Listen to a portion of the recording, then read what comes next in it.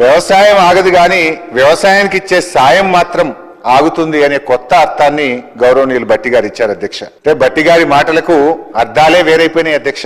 ఎందుకంటే అధ్యక్ష, వ్యవసాయం ఆగలేదు కానీ రైతు భరోసా ఆగింది, పంటల బోనస్ ఆగింది, పంటల బీమా ఆగింది, ఎరువులు విత్తనాల సరఫరా ఆగింది, చివరికి అప్పుల బాధ తాళలేక ఎంతో మంది అన్నదాతల గుండె చప్పుడే ఆగింది అధ్యక్ష.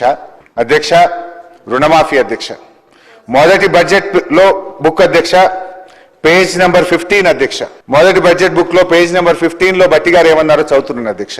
అరకొర రుణమాఫీ కాకుండా రైతులకు నిజమైన మేలు జరగాలనే ఉద్దేశంతో మా ప్రభుత్వం ఒక్కసారిగా 31,000 కోట్ల రుణమాఫీ చేయాలని సంకల్పించింది అని వారి ప్రసంగంలో చదివారు అధ్యక్ష. కానీ అధ్యక్ష, రుణమాఫీ విషయంలో ఈ ప్రభుత్వ తీరు ఎట్లుందంటే పిల్లికి చెలగాటం, ఎలుకకు ప్రాణ సంకటం అన్నట్టు తయారైంది అధ్యక్ష.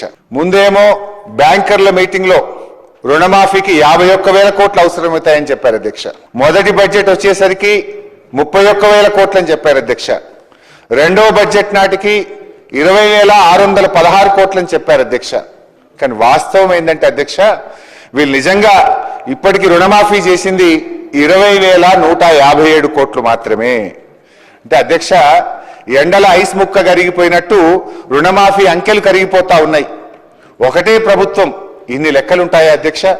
బ్యాంకర్ల దగ్గర ఒక లెక్క, బడ్జెట్లో ఒక లెక్క, వాస్తవంగా చేసింది ఇంకో లెక్క అధ్యక్ష.